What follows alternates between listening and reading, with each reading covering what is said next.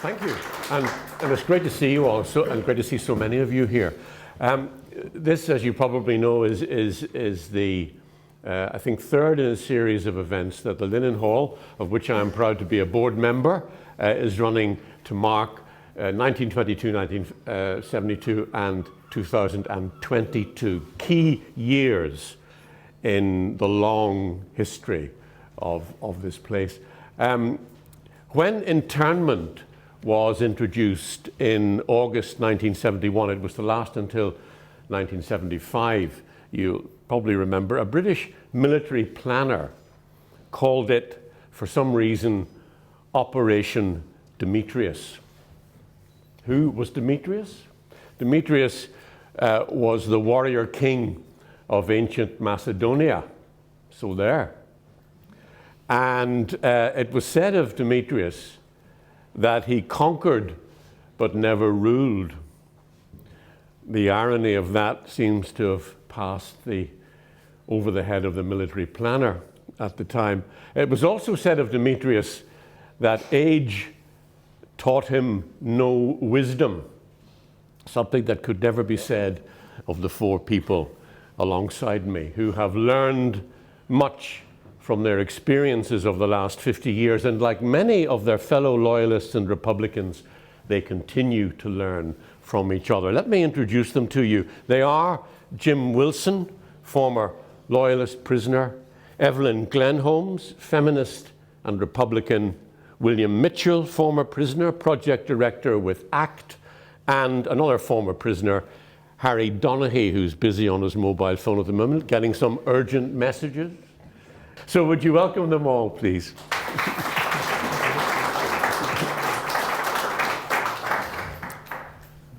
Jim, what happened in July 1973 to you? Well, no, I was about 19 years of age, 20, coming to 20 years of age, and the police had kicked my door in at least 3 times, and then they didn't arrest me or anything at the time, and then they came and raided my house one time when I wasn't there and took property that belonged to me that I had receipts for and said it was stolen property. And I went up to the police station to give the receipts in and I was interned from that. What happened was I went into Lattice Drive. They detained me under the Special Powers Act over in what's the way Lattice Drive is. You would have to walk from the holding centre where they would have interned you across to the cells. And in the process of doing that, they let me alone after they had interned me. And I think they were hoping that I would run and try and escape, because I knew there was soldiers in the watchtower. So I didn't run. I stayed my ground. And when they were interrogating me, in the course of my interrogation, they left a weapon on the table, hoping that I would put my hands and lift the weapon and show interest in the weapon, which could have been a murder weapon, and I wasn't foolish enough to do that either. So that all happened on the 11th of July, and on the 12th of July was the first day that I spent in Long Kesh. What do you remember about that day? What do you remember about your first hours in Long Kesh? Well, my first hours, I was very, very nervous. I was worried about what was going to happen to me. A bit like, I have to say that I was in Criminal Jail on the very day that internment was actually brought out, and I ended up serving as a young YPC prisoner. I was serving all the internees, and they were YPC? Young Prisoners Centre in Criminal Jail, and they only used the loyalist YPCs to serve Republicans food and stuff like that. And Republicans then were as nervous and worried about what was happening to them, because they would have asked me the same question when I got into Long Kesh, and I asked people. But I was lucky enough to meet a fellow loyalist, and there was a guy called Ken Gibson. And Ken looked after me. I bunked up with Ken. I was the youngest internee at the time, but in the course of months, The youngest internee that came in the loyalist side was 16 years of age. Were you afraid of what the future held for you? Oh, well, absolutely, because the prisoners in there, we mixed with each other at the very start before we ended up getting a separate compound. And what was happening then was the prisoners were saying to us, well, at least we've got a release date. You don't know when they're ever getting out, you know. So you had no idea of when you'd be out? Absolutely no. Internment could have been forever. You know, they could have interned us for, you know, until the government decided. I mean, so we had no release date, no future to say that or appeal or anything, because only when we started to go through their so-called court system did people start getting released. Did you have a job? Yes, I was a milkman when I first. Did you have your own house, Harry? Yeah, I did. Believe it or not, I bought a house in Willowfield Gardens in East Belfast, and it cost me £2,800. And when I came out, I couldn't get work. I had to sell the house, and I couldn't get a job because very, very few people were employing people like myself, because I had come out of jail, and people looked down on that. You know, there was companies that wouldn't take you on. And your wife, when you went in to prison, was expecting your first child? Yes, Maureen was pregnant with my daughter Lisa, and as I say, I put in for parole for the baby being born, and they refused it. And they refused me to go and be with my wife having our first child. They refused me out to see my first child for 3 different times. And eventually they let me out for 12 hours, while other people were getting 3 days and stuff like that for funerals. Did they visit you? Did who? Your wife and child? My wife done everything. She done everything for me. She ensured that you see, an internee and a sentence prisoner were completely different. We were entitled to 3 or 4 parcels a week, whatever we wanted, and we could visit it every week, where some of the prisoners only got once a month. Did you feel, before I move on to Eibhlín, because you've raised an interesting point about the parcels, and I know Evelyn's got things to say about that, but Jim, when those visits happened, did you feel better or worse after the visit? I felt rubbish, because I just wanted to be with her, you know, and especially when the baby was born, I seen how hard it was for her. You know, she never expressed it to me, and I only found a lot of it out after I got out of jail, how hard it was for her, and how much she went through, and how hard it was for her to create parcels, you know. And in hindsight, if I had knew what she was having to struggle to do, what she'd done for myself, and there was even times some of the parcels come in for other lads in the compound because they came into my name and that. But there was an unfortunate one came in one time, and I'd eat all the food, and then I later realised it was for my friend Bino, and he wasn't too happy when I had said I never received it. Until this day, he doesn't know that I ended up eating his food parcel. But it came in, and there wasn't the name on it, so I thought my wife had sent it in. So, Eibhlín, your father was interned in early '72. He was released and then re-interned within 6 months. What was your family going through at that time?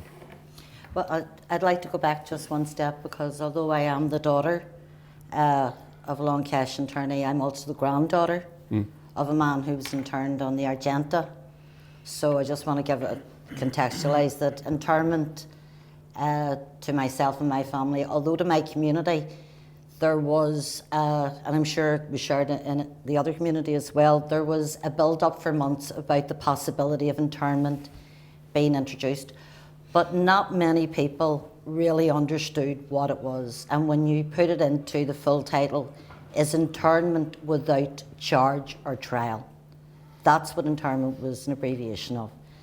So people were going to be arrested, they were going to be detained indefinitely without any idea when they would be released. They would have no right to know why they were there in the first place.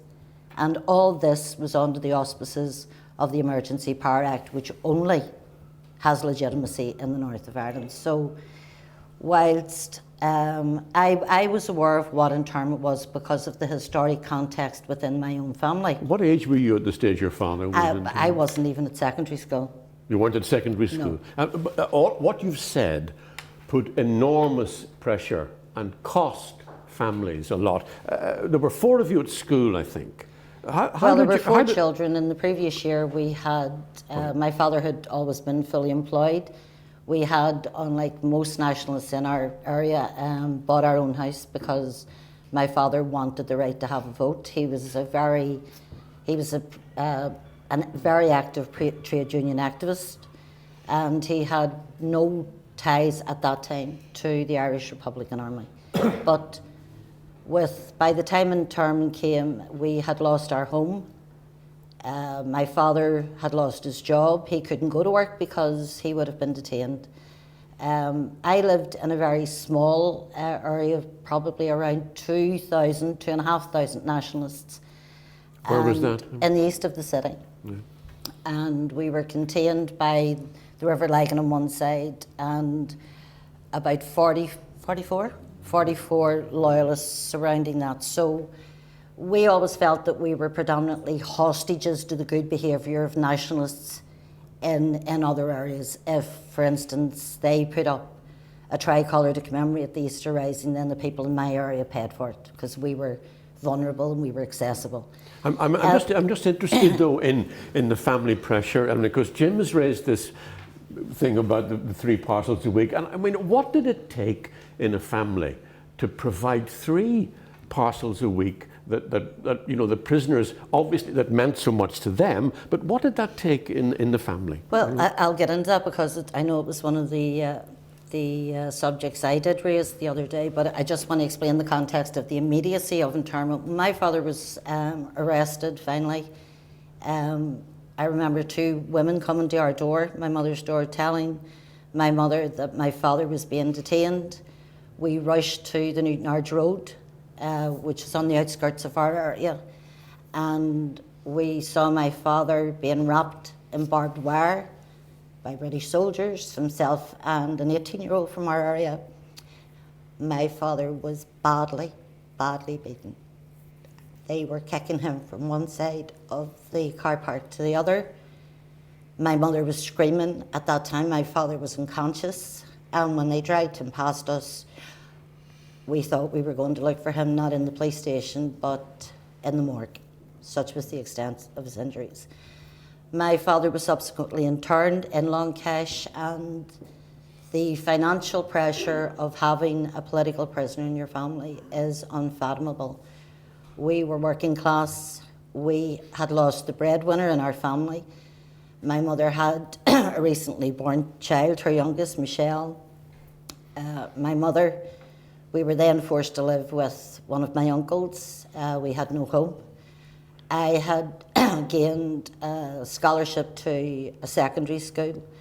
The pressure of even, you know, how was my mummy going to buy that uniform? You know, that was the biggest discussion in our house, or in my uncle's house for quite some time, was how could we afford, because it looked so expensive, everything was so expensive, and then the parcels. And, you know, until you have been through the prison experience, you don't understand that although the prisoners are being held without charge and trial, they are removed from everyday life, the responsibilities of everyday life. They're removed from paying bills. They don't know what's coming in. They don't know what's going out. And I have often said that having a political prisoner in your family is probably the most expensive commodity you could have. It far outreaches buying a car or buying a house, because there's no end to it. So the 3 parcels a week were a stretch on everybody's budget. I remember that, and I said this the other day, I can barely look at mince meat today, even today, because that's all we saw. But the prisoners were getting their steaks. I mean, there was a limit in what they could receive. I think it was a half a pound of meat. That's a pound and a half of sirloin or prime steak every week. Their cigarettes, most of them were smokers at that time. Their clothes had to be bought, and then the books, which were, you know, that's the first thing. When my mother would come out of jail and go, your father wants to know, can we find this book for him? Now, my father would have said, go to Smithfield at that time, and you could have gone and shopped, and that's how we spent our weekends. So the political prisoner, the internee, was the central figure in the family, and and he was an expensive central figure. I'll come back to that. William Mitchell, what age were you when you were effectively given a life sentence, and that was in the mid-1970s? I think mine's is working. Well, before I answer that, Seamus, thanks for the flattering introduction. I don't think anybody's ever referred to me as someone with wisdom. I think the extent of my wisdom is knowing that a tomato is not a vegetable, but being wise enough not to put it in a fruit salad. I joined the Junior Wing Ulster Volunteer Force, which is the Young Citizens Volunteers, at 15 years of age, while still in my school uniform.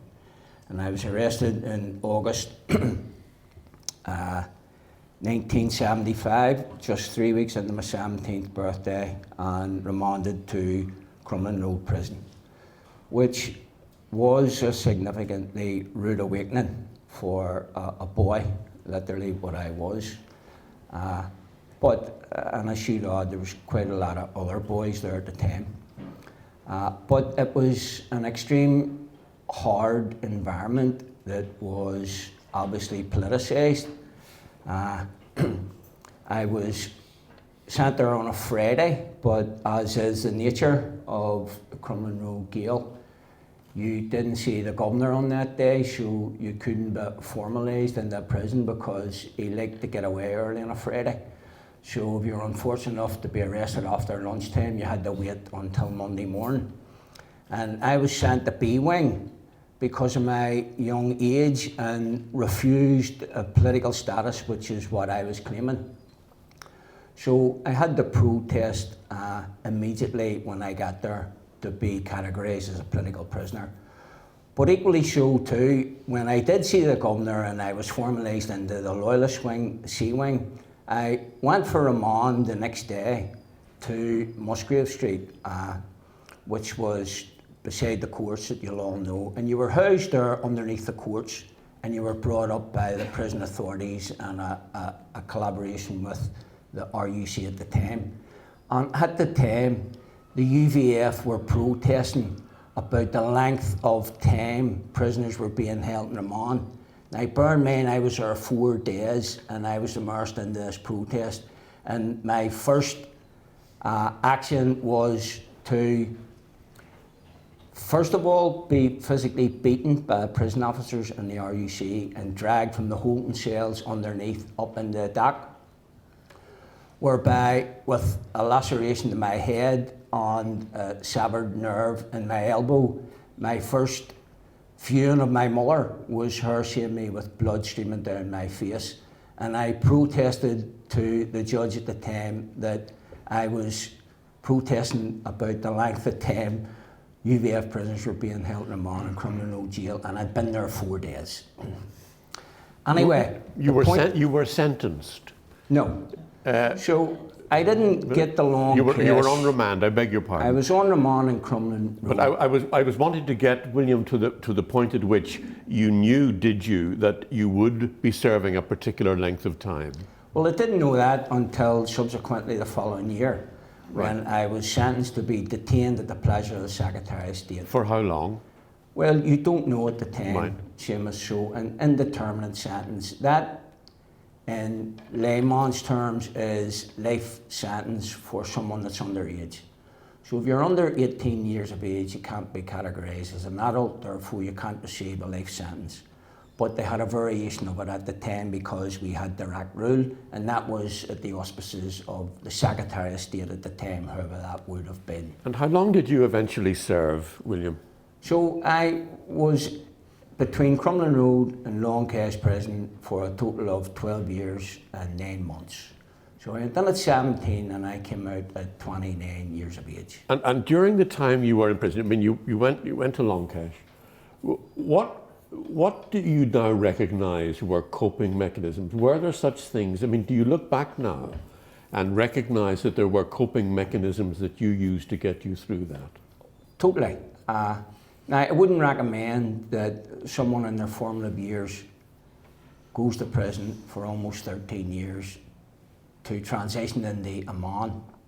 But I was afforded the luxury of coming into an environment that was highly politicised but had been created by the leading loyalist at the time, Gusty Spence.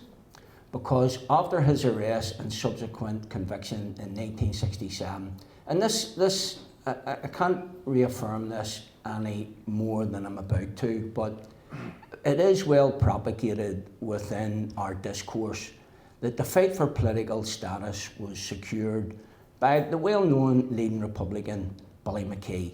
But that's only part of the truth. The real truth and the unheard story is, after his incarceration, Spence opposed the dehumanisation of political prisoners in Crumlin Road Gaol, a Victorian gaol that debased people and degraded them because they removed their name, they removed all things that categorised them as subjects and treated them as objects.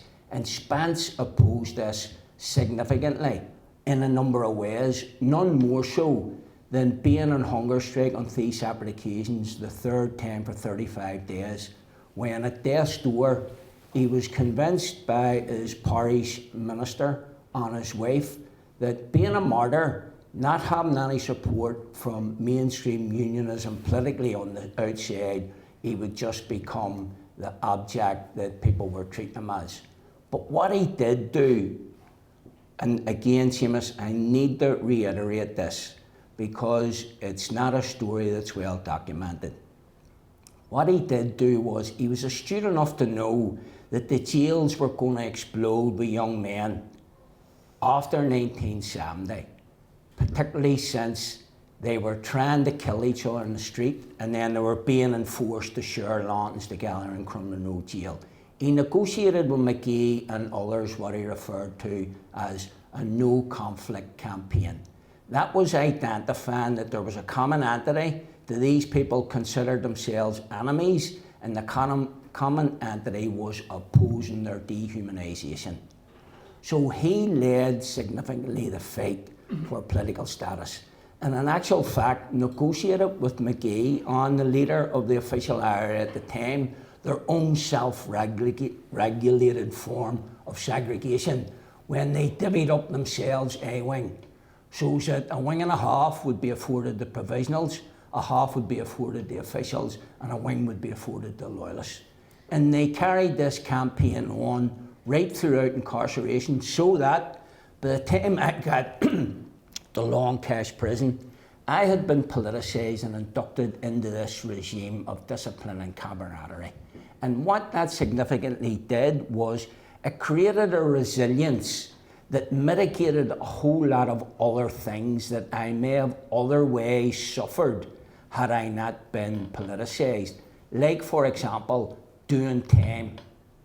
Spence would not allow any prisoner under his command to refer to being in Long Cash as doing time, because the regime he created was founded in his experience as a soldier, and it was rooted in discipline, camaraderie, self-directed learning, informal education, social enterprise, physically fit, mentally fit, and so on and so forth. So in some respects, Seamus, I consider that a luxury that helped me build the resilience to oppose being away from my family for long periods of time.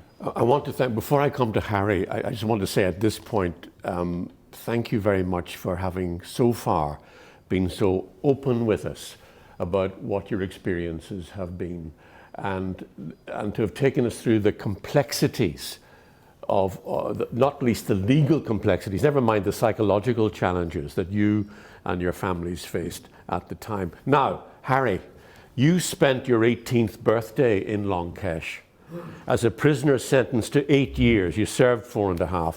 What do you remember from the day you arrived in Long Cash? Well, again, the thing that impressed me immediately was how the older people who were there treated youngsters like myself, and there were quite a few. Can you hear Harry all right? Yeah. Yeah, right. that age group, 17, 18, 19, pardon me, most of them under 20. And, excuse me, they tried to make, after the Victorian decrepitude of Crumlin Road Jail, it was like going on holiday, getting the long cash. They made it as comfortable as possible. Things were gathered up, and you were made something special to eat. You nearly always arrived there in the evening time when the tea and so forth was all over. But that's the first and most strong impression I had of the thing, that the older people there, and of course, I says, we're sort of acting as proxy parents. But what was the effect on your real parents, on your family? Well, of course they were upset. My father was a lifelong trade unionist and a councillor for the Northern Ireland Labour Party in the Falls area throughout the 60s into the early 70s. And it was a shock for them. They were upset. But I remember the first visit, my mother came and she grabbed my hands and she said, well, at least in here, they can't kill you. So I thought that was somewhat profound, that I realized the turmoil and the torment I had actually put my mother and father through, as well as other members of the family. How did you feel after that visit from your mother? Well, again, just use the mic if you would. No, it helped me sort of understand that there's more than me here, if you know what I mean. That actions you take sometimes have consequential effects on others around you, especially your immediate family. You were in an official IRA compound, Yeah. Harry. There was a particular environment and a particular culture. I mean, how much was education valued? Oh, well, education was top. Seamus, honestly, it was a great emphasis was placed on that. We had a comprehensive library built up from special category status was introduced. And it wasn't just all about Irish history or the history of republicanism. It was classics from around the world, economics, so on, politics.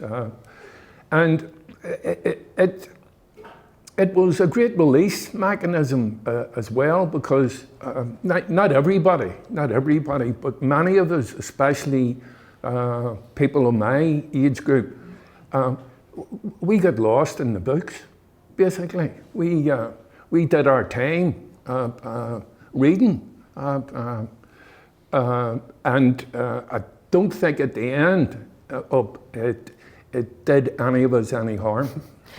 You sat in class with loyalist prisoners. Yes.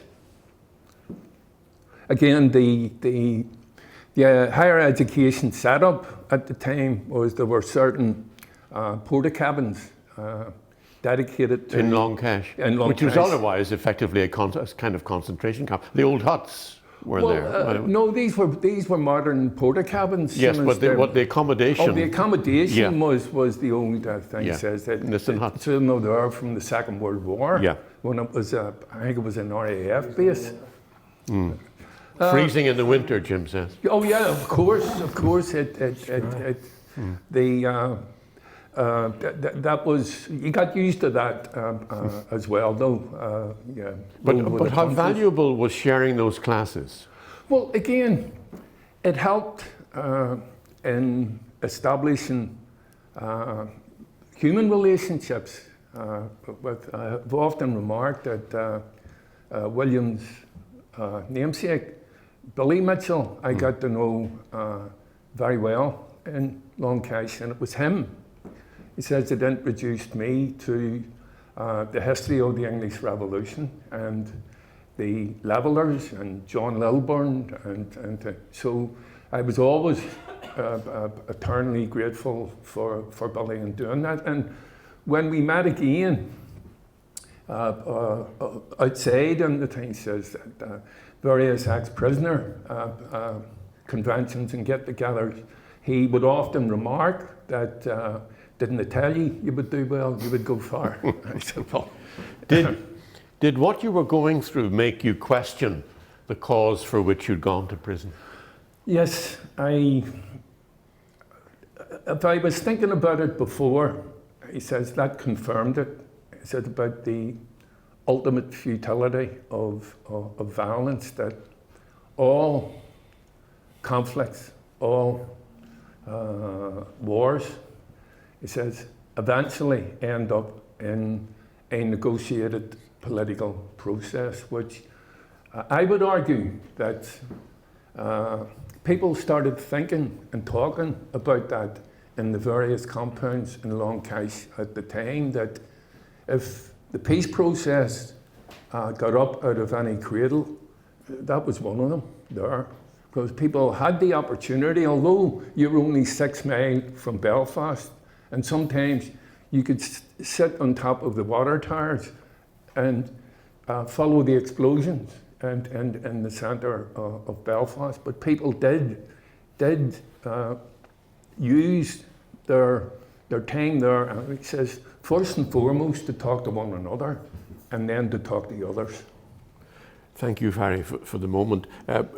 I'm conscious, Jim, you haven't spoken for a while, and I will come to you, but just, Eibhlín, in the meantime, sort of briefly, how do you think the community support given to Republican prisoners differed from what Loyalist prisoners experienced? If you could just sum that up for us. I really don't know how to answer that, because I don't know. I only have second-hand knowledge of the actual plight of Loyalist prisoners and their families. But I would presume that it was reflective, you know, across the two communities, the devastation of having a family member interned. And I would like to make a point here about the internees, because it does concentrate almost exclusively on men of a certain age. But we have to take into consideration that there were schoolboy internees, that they actually had to, within Long Cash, the internees themselves had to set up a school from the internees, people who had been arrested, who were school teachers, who were Irish language activists, who could impart that knowledge. And I remember many, many years later speaking to a couple of former schoolboy internees who told me of the depth of hatred they had for my father, who was responsible for instigating this education campaign within them, because the one thing they thought, well, at least if you're in the cash you don't have to go to school. And weren't they mistaken? And there was no playing hooky, there was nowhere to go to play truant, you know. And so I think we have to take into consideration that aspect, and the youth, how young these people were. And just very briefly to point out about the Special Powers Act and the powers that it did have, a 14-year-old schoolboy on his way to school was detained by the British Army, arrested. His mother was informed. She contacted a solicitor. The solicitor immediately took out a writ of habeas corpus to produce the 14-year-old. When it came to court, the Crown representative pointed out to the judge, and judges don't like being told about their limitations, but was informed that he couldn't hear the case because, according to the Special Powers Act, if you're over 10, you can be interned, you can be detained and interned. And I think that's something we need to look at from a human rights perspective, and the abuses of human rights that took place. People were interned in the first wave of internment in the first few days, many of whom the British Army were working out on outdated intelligence. They were looking for people who had died 20 years previously as old men.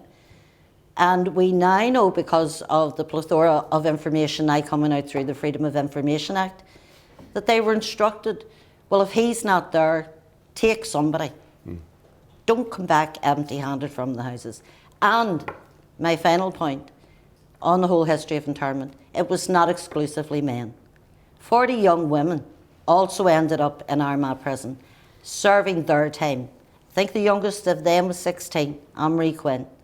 So 16-year-old young females were being interned using the Special Powers Act. Thank you. Jim, what support did your wife get when you were in prison? Well, there was the Orange Cross in the day that was formed up the Shankill Road. Can you hear me okay in that? Yeah. And, you know, the likes of what my wife done was there was guys in the area who were loyalist supporters, in the sense that they would run dues, and not for certain individuals. It so happened my wife got a function run for her and got £100, which was big money in those days. But as I say, I didn't have any idea what it was costing to bring 3 food parcels up each week, and it was very, very hard on a single parent with a child to do at the time. And only when I got out did I find out how hard it was for her, you know, to be honest with you. There's a handbill, by the way, written by the Orange Cross as part of the excellent exhibition that there is on here at the library relating to internment. It's well worth a look. It's the cabinets and posters and so on are throughout the building. Sorry, Jim. What was her family's attitude to you? No, being her mum and dad were as proud as punch of me. Of you? Yeah. They were proud of you? Yeah. Our dad was a civil servant, worked up in Stormont, and our mum was just an ordinary housewife. And I would have thought that I was going to be frowned upon and looked down upon, because, you know, our dad was never involved in anything like that, you know. But that made me feel so proud of them as well, that they supported my wife and whenever the baby was there, and my wife stayed with her mum and dad, you know. And it was hard because, you know, at our age, we were, you know, we're 19, 20 years ago. We're 19 when we got married, and we were 20 when we had our first child. And, you know, to be taken away and put inside one of your first child's being born, you know, your first child for anyone, it's important that you're there and you're supporting. And then that was the opposite way about it, that my wife was supporting me in the time that I needed her, you know. Because what came first with you? Well, look, Seamus, every time I go out the door, all she ever says to me, save an ulcer again, you know, even today, you know, that's save an ulcer again. That's every time I have to go out to a meeting or I'm doing anything, that's what I get from her. And it's just an old cliche, but what she has done, and the women who supported loyalists, and probably Republican too, you know, are the unsung heroes, because as somebody said, it was a bit like a holiday camp inside. But you'd lost your freedom. You'd lost the fact that you could be not with your loved ones, or go to the pictures, or go and have a pint or stuff like that. You know, all that was hard. It's harder for young boys. You know, I seen around me young lads as young as 15, 16 years of age in Long Cash, from every street that I lived in East Belfast and down off the Woodstock Road. And, you know, looking at those kids and working out how their lives panned out. And some of them spent 15, 16 years in jail for a conflict that should never have happened. You know, it was sinful. You know, it was absolutely sinful. Looking back on it, you know, at the time, you felt that you were doing what was right. We were responding to what we seen was Republican violence, the murder campaign, the bombing campaign, which at times was so indiscriminate, you know, that it was sinful to all of us, and some of the stuff we done to each other it's something I look back on and just question the whole attitude towards what happened then, you know. I'll come back to that with you a little later, but William, Jim's been talking about, again, and you've referred to it already, young people. I mean, do you recognise what he's just said? Well, yes. You need to use the and microphone, also, William. And I know that there's the United Nations and the Rights of the Child developed what they referred to as the Paris Principles in 2007. And what this called for globally was a recognition that internal conflict within countries between opposing ideologies did have a significant number of children being recruited into armed groups. Now, the Paris Principles calls for recognition that anyone arrested for an armed action under the age of 18 should be categorised as much a victim as a perpetrator. Now, let's be honest, folks, that's never going to happen here. It's never. But in calling for recognition about what happened to some of our young ones, we need to be cognizant also that they were recruited at a particular period of time in our history. That's a very interesting point you raised. But it leads me to ask you this, William. Did you feel that you had anybody to blame but yourself? No. For being in prison? No. You had nobody to blame but yourself? I'm in no way a victim of anything. I'm a product of the time. So, and again, it's no coincidence, particularly after 72, and it is poignant that we sit here today, the 50th anniversary of the worst period of our conflict. Statistically, we bordered on going back to civil war, when after one death's one too many, but in 69 there was less than 30 people died, but by 1972 that had arisen to almost 500 in a single year.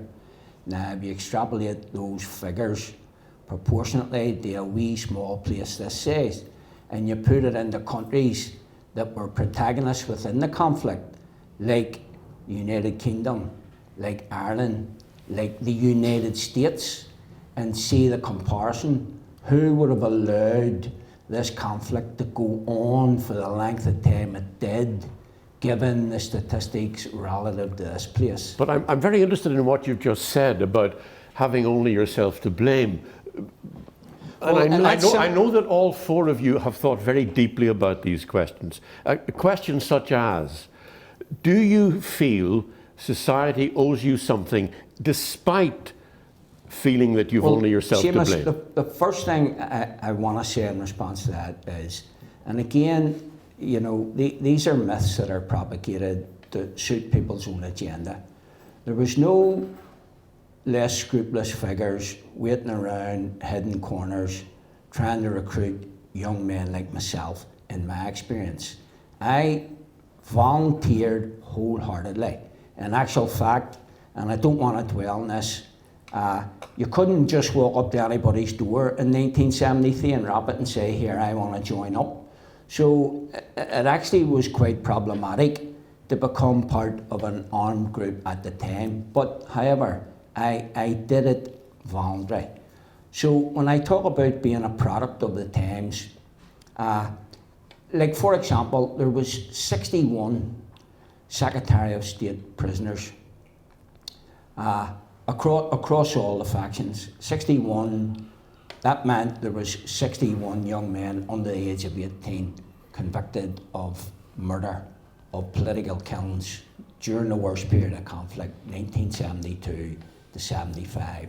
And again, something that's ignored also, the biggest demographic that has suffered because of the conflict is 16 to 24-year-old males.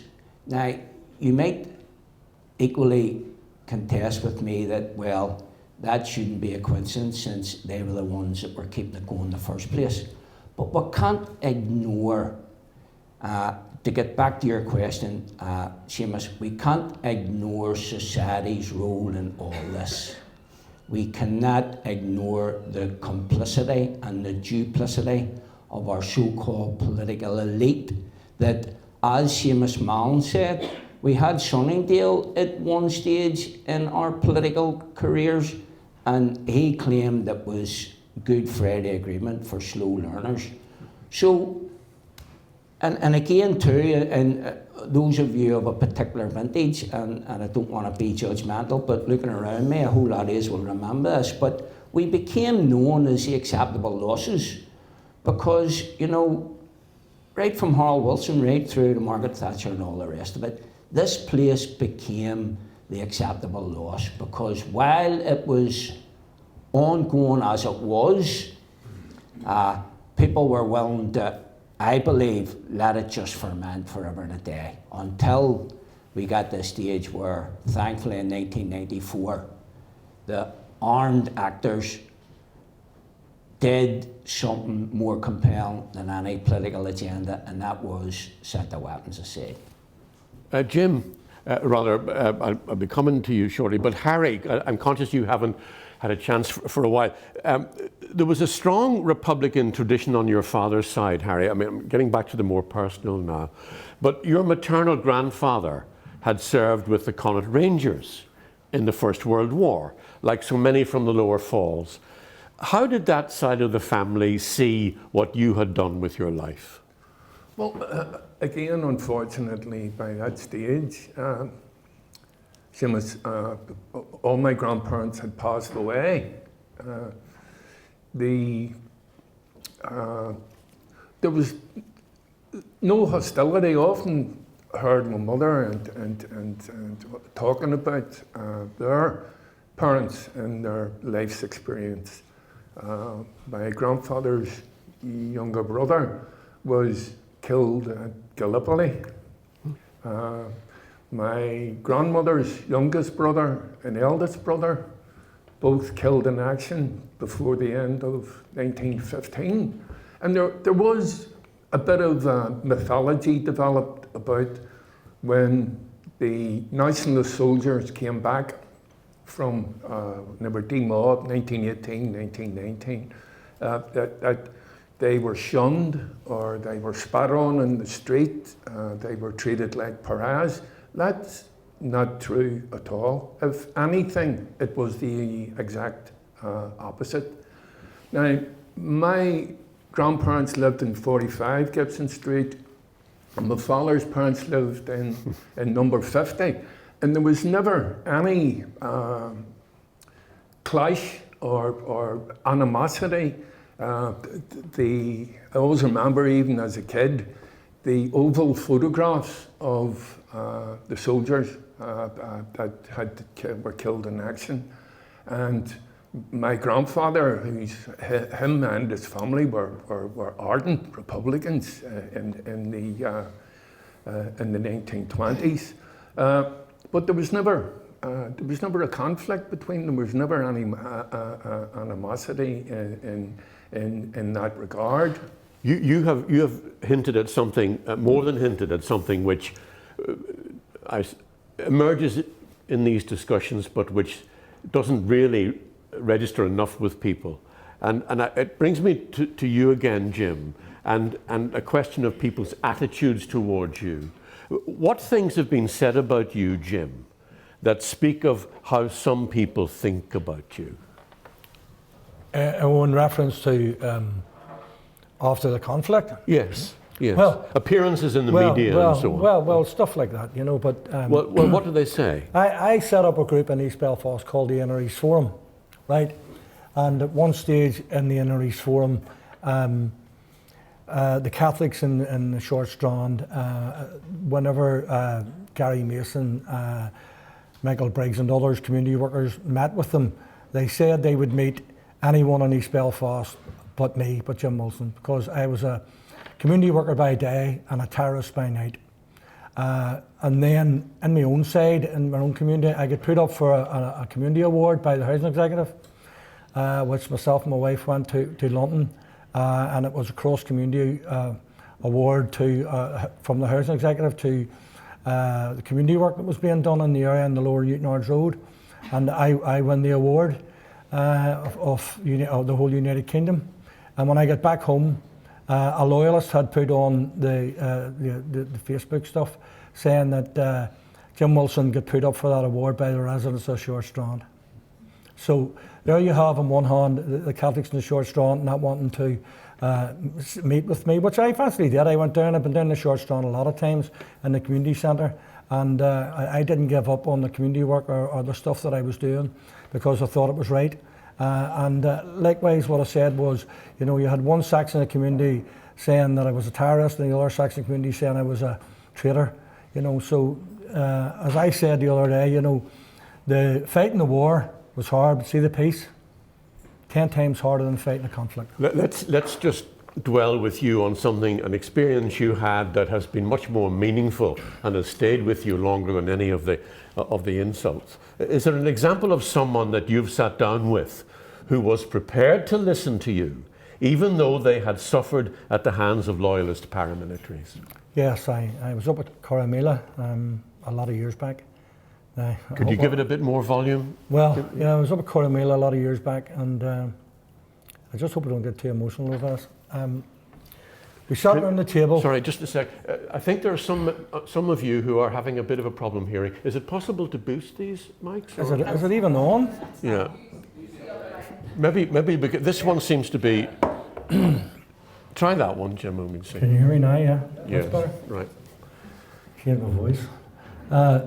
No, we're sitting around the table, and this lady. This was at Corrymeela. At Coromila, yeah. Yeah. This lady had said when we were talking about what happened in the past and we were going through things, and she had said that her son was shot dead coming out of a chapel.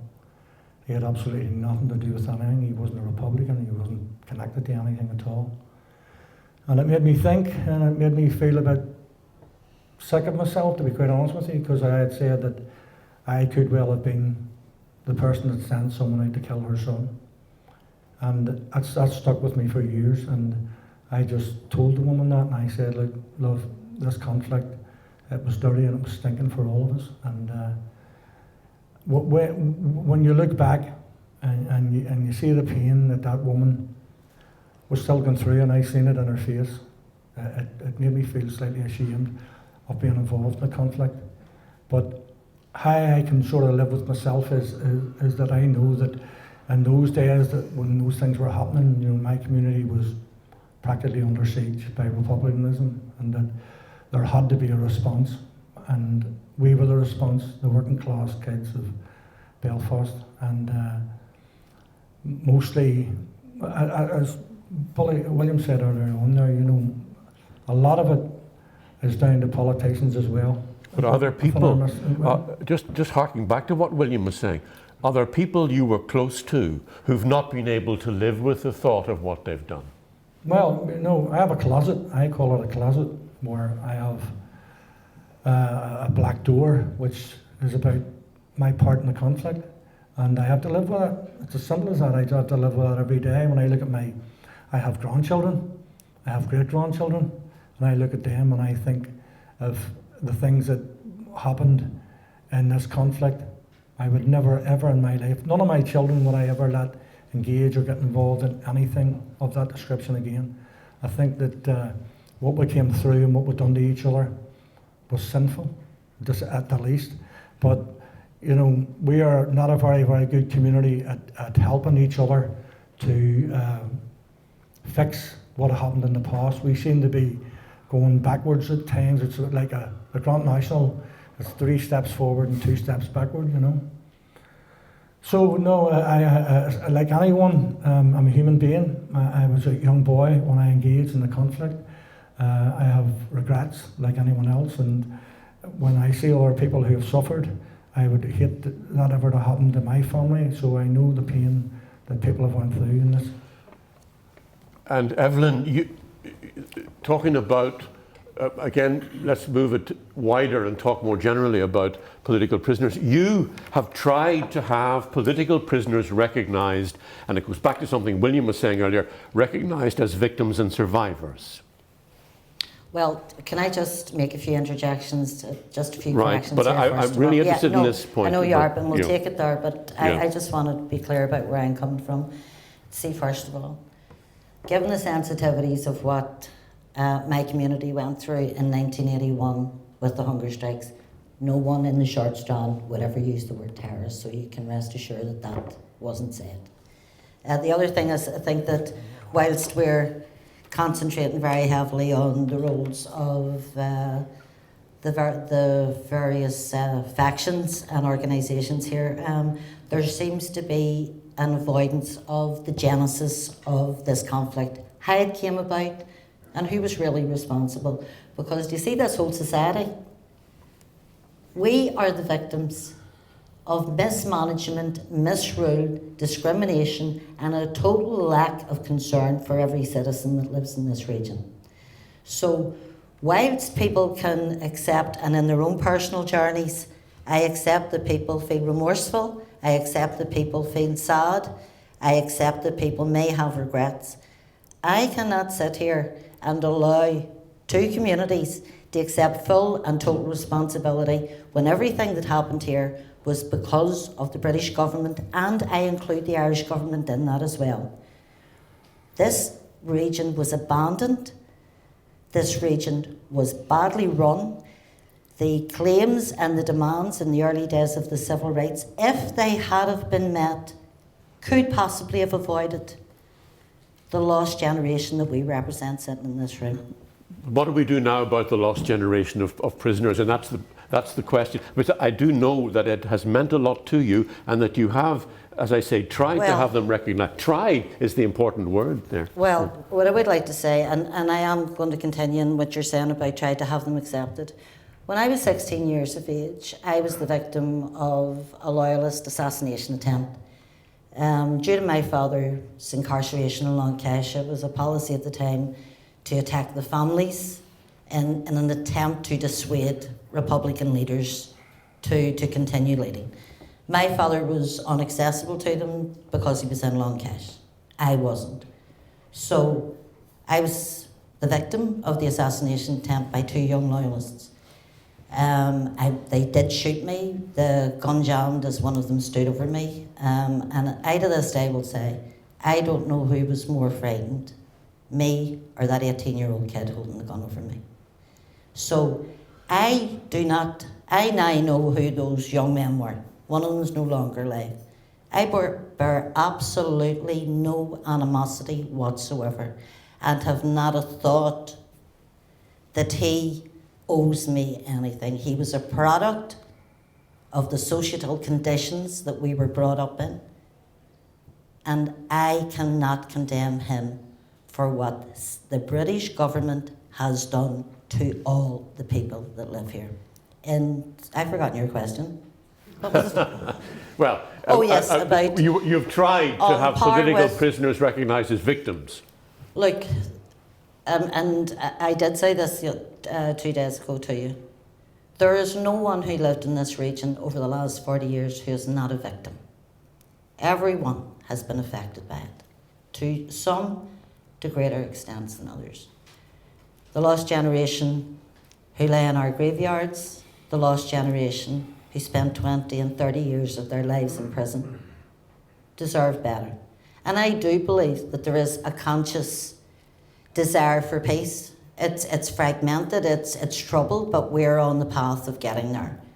But we cannot afford to turn around and start pointing fingers and isolating people and say, because, and here's an example of the most recent, you may be aware that there's now a pension scheme coming out for victims and survivors of the conflict.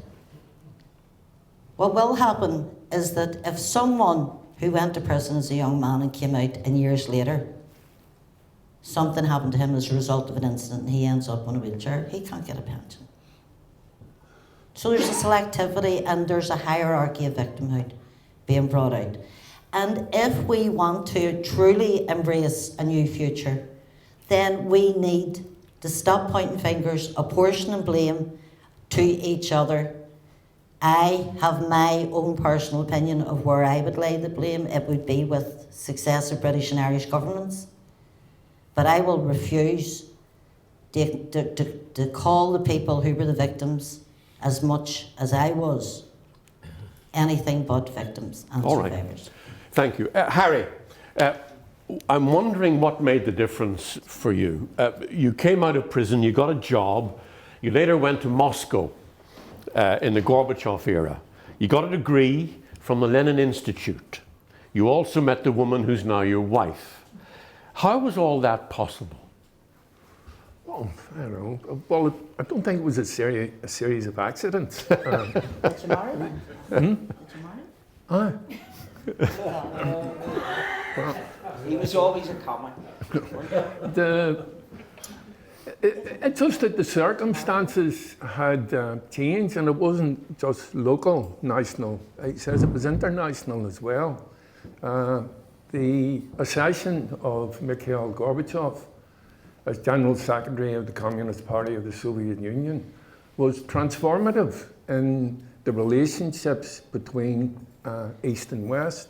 I mean, they genuinely set out to do something about the Cold War, the lunacy of the Cold War, the space race, every other type of race were countless billions, it says, spent on arms production and on projects that were basically for the national pride.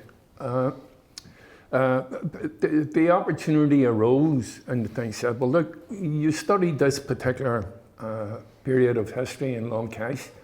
Why don't you take the opportunity here, he says, and go to Moscow, he says, and continue. So it was relatively easy in that regard. I wasn't married. I didn't have any children or things, he says, responsibilities in that regard. So it was like Long Cash. It was the fastest 4.5 years of my life, and it was the same in the Soviet Union.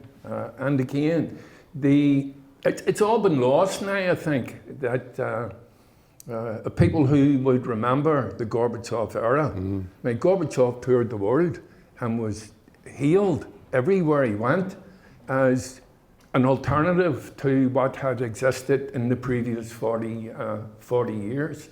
And there's one thing for certain, Seamus, if Gorbachev and his colleagues had still been in power, there'd been no Russians in the Ukraine. You now belong to, we're coming to the end, and I want to go around everybody with a final thought, but you now belong, Harry, to the Fellowship of Messines Association. Messines in Belgium is where famously the 36th Ulster and the 36th Irish, I beg their pardon, and the 16th Ulster divisions fought side by side in the First War. No, you were in the first one. Was I? Oh, well, all right. The 36th I beg my Ulster. own pardon then.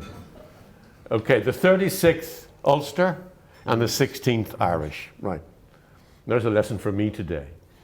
I thought I knew all about it. What does that organisation do, Harry? Just briefly, because I want to give you a chance of explaining. Well, again, it was an idea thought up by Paddy Hart and Glenn Barr and others. They set up this Journey of Reconciliation Trust, and they decided that it may be useful, he says, in order to address the very, very important questions about nationality and allegiance and identity. And that includes working with prisoners? Very much so. Yeah. The original group of people who went out, most of them would have been reluctant guests of Her Majesty at one time or another. Okay, a final point to all of you. Jim, 50 years on, I want to ask you this. In what ways are you still the person who was locked up in Long Cash, and in what ways are you no longer that person? Because I'm 50 years older. Maybe that's got something to do with it. But look, I wasn't very well educated, to be quite honest with you. I went to school and done like a lot of midst to watch Olympic matches and stuff like that, you know. So education, I had a 2-bedroom house off the Woodstock Road with my family. My mother and father there were six boys and 3 girls in the one house, an outside toilet. I don't think much different to anybody else in East Belfast and most of the working class areas. You know, I was a young lad then, you know, obviously in them days, fearless. You know, the thought of losing your life for your country never crossed my mind once. When you get older, you look at your family, you love them, you adore them, you want them to get better than what you had. I remember an full life sentence prisoner said to me one time about why was I doing all the community work that I was doing at the interface on the Lower Newton Ards Road, and he one time said to me, he says, "Do you think it was guilt?" And I didn't know. I had to sort of sit down and think that one to myself. And was it guilt, or was it I wanted a better future for my kids and my grandkids and my great grandkids? And I actually think it was because I wanted a better future. And that's what drove me more into the community aspect and the working with David Irvine and other people like that over the years, that I wanted a better future. I didn't want my kids or the kids in the Short Strand or anywhere in Northern Ireland going through what we have came through, because it's intolerable to think that my children would have to go through that and have to make a decision to go out and plant a bomb or lift a gun in defence of their country, or in defence of what people might call Irish freedom. William, the same question. I mean, are there ways in which you're still the prisoner, or are there ways in which you're not? Well, I mean, as Harry said earlier, there's no Google in prison, so you had to find your information through reading, and I read widely. I left school at 15 years of age without a single qualification, but I sit here today as a doctor of philosophy, no less, whatever that means. But I'm unrecognisable to the boy I was then, probably for obvious reasons, but my thinking in no way equates to what it did back then.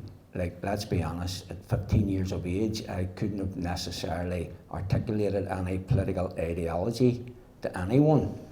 But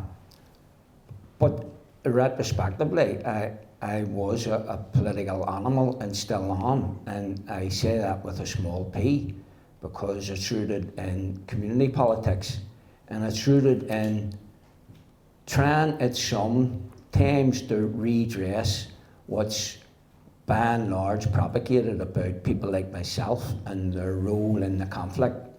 Because what society embarks on a peace process, but then continues with the discrimination against people because of their role in it. Like, for example, Seamus, I'm out of prison now 35 years, but no one has ever introduced me as the former 3-mile road record holder in Northern Ireland, or the former cross-country champion as a 40-year-old in Northern Ireland. Just on that, there are restrictions on you still, aren't there? Well, I'm forever categorised as an ex-prisoner. And of course... And what can't you do that others can do? Well, when it's a loyalist ex-prisoner, then you're not even as high as being an underclass, because you're the dregs of society. We're demonised and scapegoated at every turn.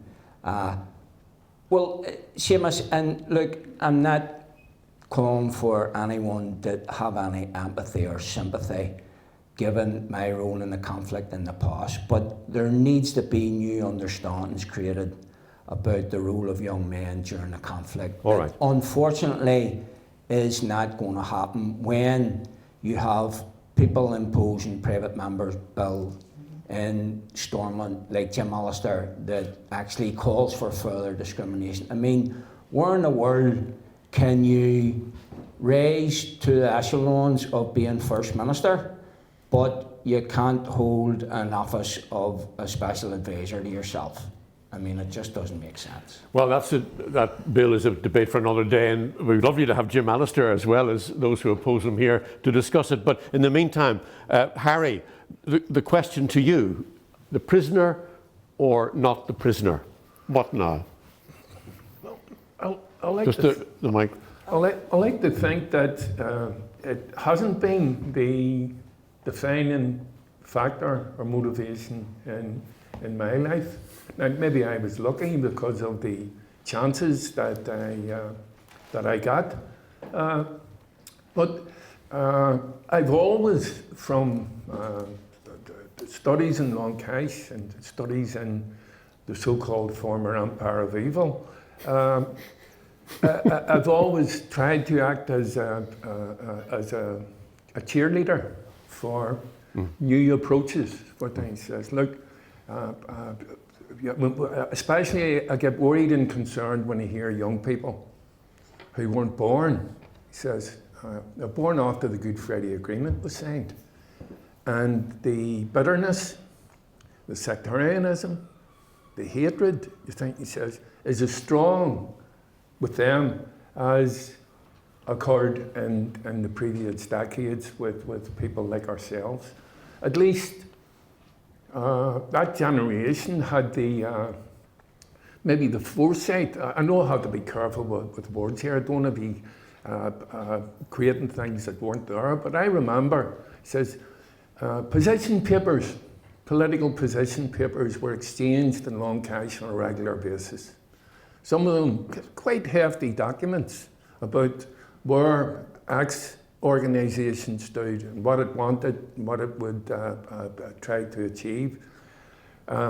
Those exchanges continued for a number of years. But you know the one thing, he says, that engendered the longest conversation, and the conversations, some of them took place, continued on the outside when people worked in. One line on an A4 sheet of paper and a smuggled in typewriter. Is this as good as it gets? ? So if we can act in our own personal way to convince young people that it actually is good to talk, and the opportunity, we have to take this terrible, terrible two words out of our political lexicon, and that's surrender and traitor. That they have to go. For decades, Republicans dealt with one another. You didn't have to present a thought out, a structured argument or analysis. All you had to do in the room was point across and shout traitor very loudly. So, and this thing about if you do this and you accept that it's a surrender, we have to take those things out of the political lexicon, and we can do it by our own actions, acting where we can, when we can, with whom we can, as cheerleaders for different approaches. Eibhlín, final thoughts? Oh, thanks. Yeah, I would just like to perhaps briefly summarise and talk about the new society we hope to be moving into, and that society we can't be dragging the past behind us. There has to be a new departure, and one of those departures would be a recognition of that we have come through an armed conflict, that untold damage has been done, lives have been lost, and we need to look at each other and say, in the society we want, we demand parity of esteem for all our citizens. We need to legislate for equality legislation that will protect everyone's interests. So no one need fear that if they get into power, if the other get into power, then they will visit on us a terrible devastation. So we legislate. We equality proof every piece of our legislation, and we make sure that we live in a country free from discrimination. Because I don't know if you're aware of this, but do you remember 3 years ago, or 4 years, 5, we had terrible flooding here, and it was the first time the former political prisoners, some of whom were out of jail over 30 years, had married, had kids, got a mortgage, got a house, all the trappings of normality. And when they went to claim their insurance, they were told, it's null and void because you're an ex-prisoner. Ex-prisoners have to pay more for insurance than those people who never were in prison. These are political ex-prisoners, not, as they're referred to, the ordinary decent criminals. This is only political prisoners. Former political prisoners have no right to adopt a child, no matter how many years they're out of prison. Former political prisoners are banned from travelling to some countries, and in many cases, as happened with the cultural minister of the time, Carol Ní Cullen, whose daughter applied to go to America on a 2-month student summer exchange programme and was refused entry because her mother was a former political prisoner, although at the time her mother was the Minister of Culture, sitting in the executive. So these are the nitty-gritty issues that affect former political prisoners every day, and we need to ensure that they're removed. And finally, what I would like to say is that, you know, as I said before, the finger pointing, we need to stop it. It's not who pulled the trigger. It was who was pulling the strings to this conflict. We need to look at and be honest about it. This has been one of the most intense panel events that I've been at here. And I've noticed that you were all listening intently. So there's a chance now, I know we've gone over time, but do we have a chance for some questions? I think we do, some time for questions. So does anybody have a question or a comment? There's a lady in the front here. Maybe you'd like to direct it to, if you think there's a particular member of the panel that you'd like to direct it to, feel free. First of all, just thank you all for speaking so frankly. I'm writing a history of mostly female political prisoners in the 40s here and in Dublin, so I'm really interested in this idea that Eibhlín first brought up about kind of generational impacts. You said your grandfather was on the Argenta, then your father was in Longcash. And a lot of themes that you've discussed today, all of you, like Jim mentioning parole being denied, these are things that were happening in the 40s as well, the kind of care that communities had to provide, like you mentioned the Orange Cross, the Green Cross as well. So I'm interested in, I guess, this idea of how communities rally and whether there's kind of a generational impact that was passed on to the people in your generation supporting political prisoners, and then also what the legacy of that has been after. Right. That's a great question, and I'm going to get them to answer it, but just while they're thinking about it, is there anybody else? I'll take a couple at a time. Sir.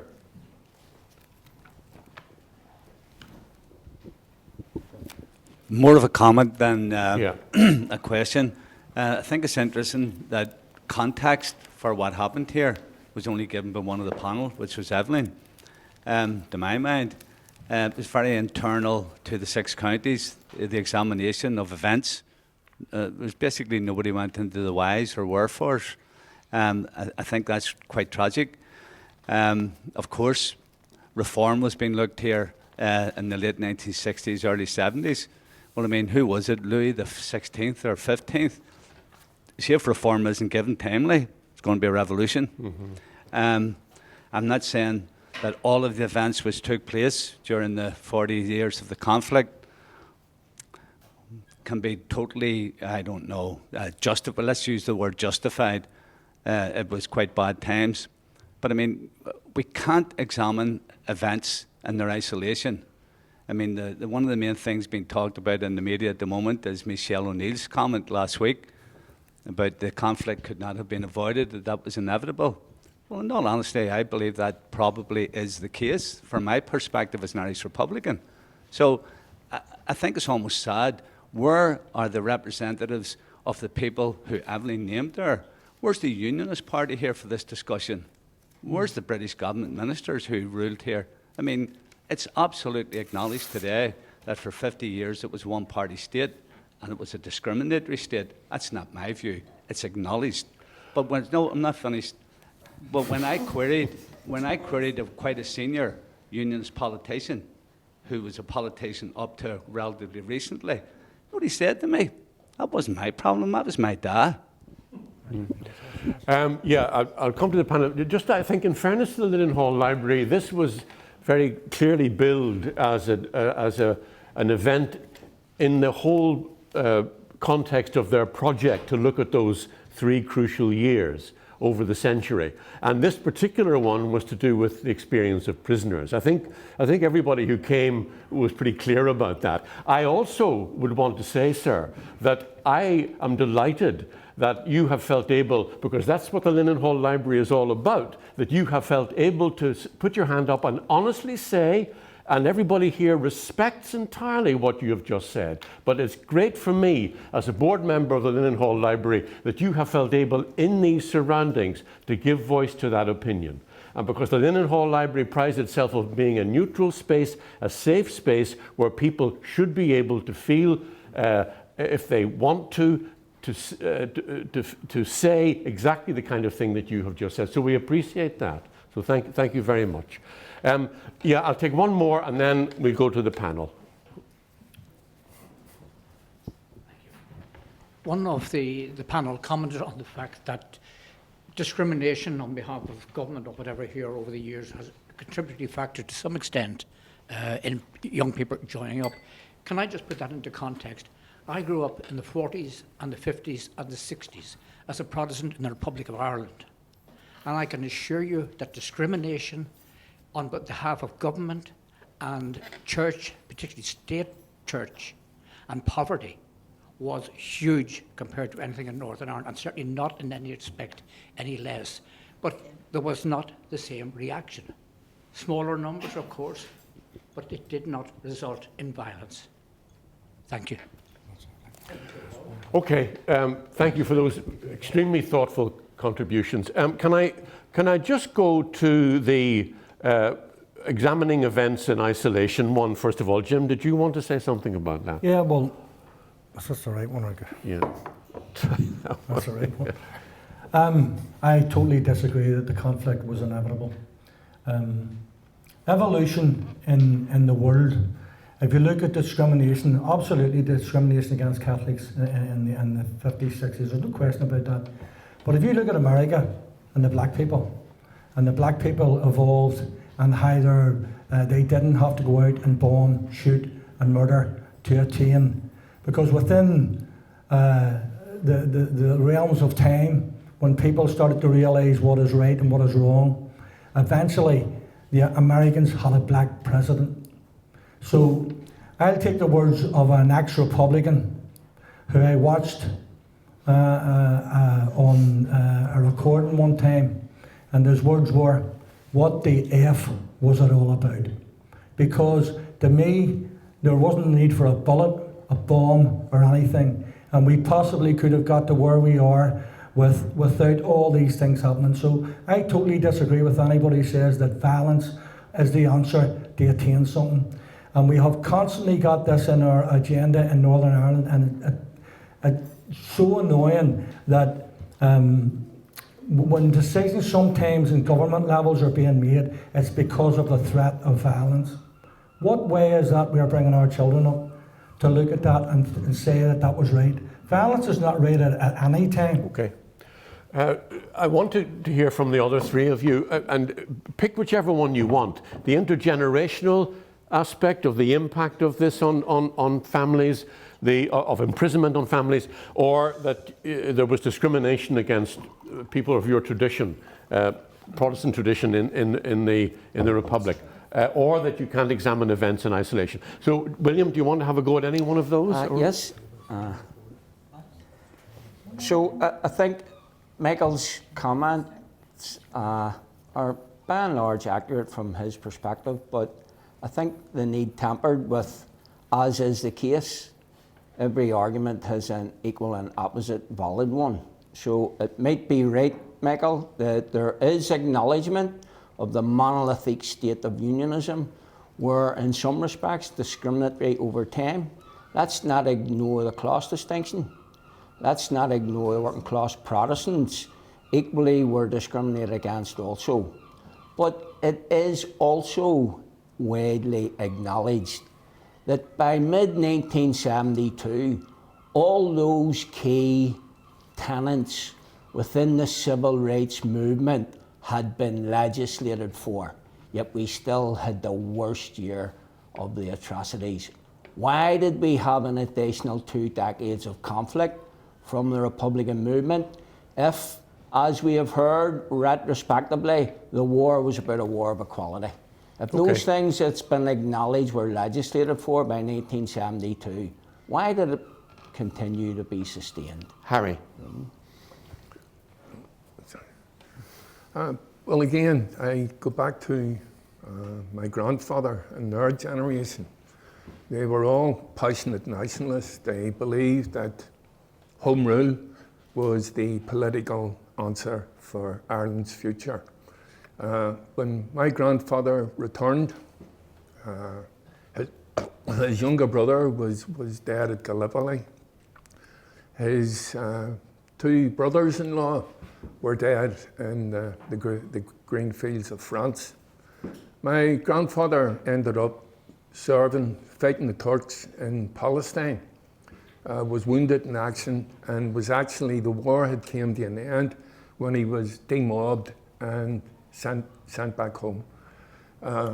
My grandfather, a highly decorated soldier, he says, received from the Unionist administration two things: the Ulster Special Constabulary and the Special Powers Act. Now, that impacted on nationalists of the time. They spoke about it continually, he says, until they actually passed away. But it wasn't as simplistic as that, Mike, and I think you're being a wee bit disingenuous for saying that. You don't think like I do, so obviously you're wrong. That's not a logical answer. Others, my father was a lifelong trade unionist. He joined the National Union of Seamen when he was 15. They taught him to read and write that he didn't learn at school, and went on to be a campaigner for trade unionist rights, no matter what religion you were, Protestant or Catholic. And let's not forget, the Labour movement was very strong in Belfast at that particular time in the 60s. Compared to what came later. And I don't think it's any inaccuracy. Well, one of the last statements that Ian Paisley made was, we should have been a wee bit more generous with the civil rights movement back in the day, and maybe we wouldn't have had all this. William, any one of those? I mean, is there a particular one that you want to address? Well, the generational impact, the term's been used, the sins of the father, and there's a lot of documentation, a lot of evidence, a lot of research done about the impact generationally on passing it down, not only to our children but our grandchildren. There's some well-known academics that have wrote case studies about the extended discrimination intergenerationally, but something that's ignored in this place. And I've been to a number of war-torn regions throughout the world exploring some of this stuff. People are aghast that we don't have a formal trauma centre here in Northern Ireland. I did some significant work with former UDR personnel, and a female greenfinch told me a story of an evening being out on patrol in a unit of 8 UDR personnel in 2 Land Rovers, 4 in the front with 4 following. And it was in a rural environment, and the Provisional IRA detonated a bomb under the first one, killing all the occupants. Now the second one was rerouted back to base, and the captain poured the 4 of them a whiskey, told them to get it down their necks and get back out and patrol. Now, if you tell that story in somewhere like, Palestine or Jerusalem or somewhere in the central region of Africa who have been obliterated with these traumatic events, people are just aghast that we have never implemented something in relation to what has happened to victims and survivors here. And until such times as we do, we're fighting the unhidden consequences of intergenerational trauma.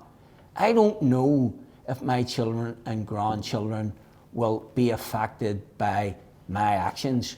What I do know is I don't shy away from telling them about them. Once they reach a certain age that I assess, and for my 3 grown-up daughters who all have children now, once they all reached a particular age where I knew they could listen to my experiences without and apply their own understanding to it, I told them. So if they pass that to their own children, great.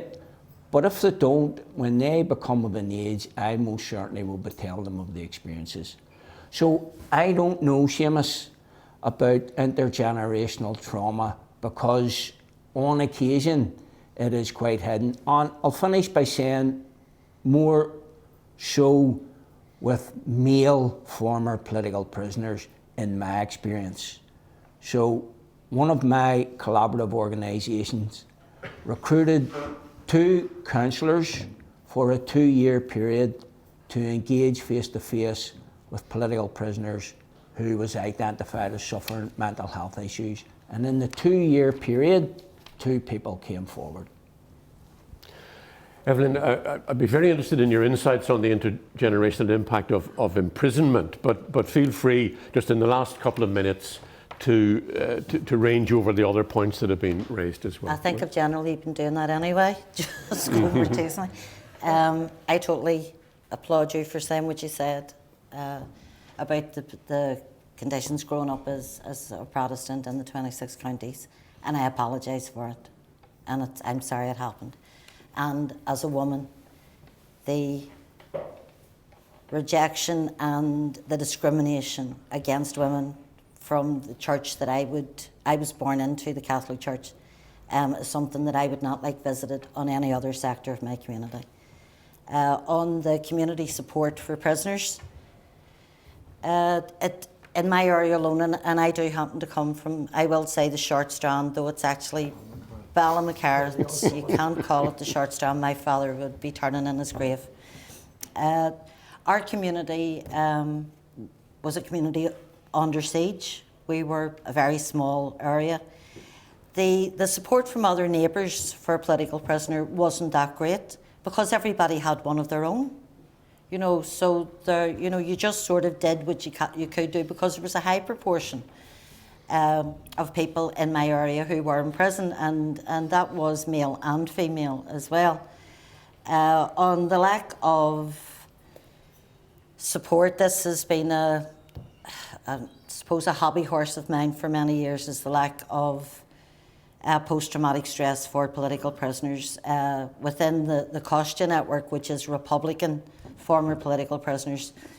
And I would assume this is across the board from what I'm hearing here, is that ex-prisoners do not trust statutory bodies or statutory counsellors because they are obligated, if they hear anything, they're obligated to report it to the security forces. So within my community, what we did was train our own counsellors, train former political prisoners to become counsellors, to help people on that journey of recovery.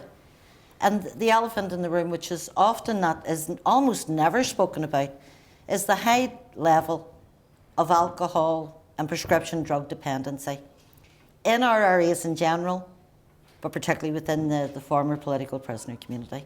And an organisation we set up was called Still in Prison, because mentally they are still in prison. And they need that help and assistance in their journey because the statutory agencies don't reach out to them, and a lot of the agencies don't want to hear from them. So there's that. I don't know if I left anything out there. No, I think you've around it. But as always, you've been most comprehensive. Thank you very much. Isn't it great Eibhlín. to see more women in politics, though? Right, that is it. I want to say a couple of things at the end of this. I want, first of all, to say to you how much I've appreciated, and I'm sure we all have, the way in which you've listened to this today. We appreciate very much your presence here. If you are not a member of the Linen Hall Library, for goodness sake, take out a membership. This is an invaluable institution. I think you've had an example of how it is today.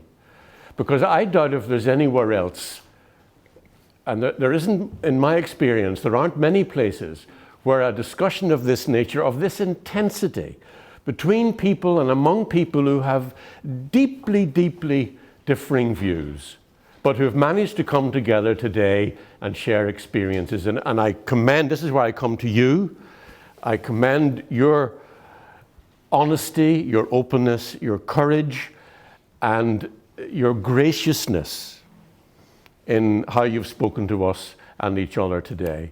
So Jim and Eibhlín and William and Harry, thank you very much, and could you show your appreciation?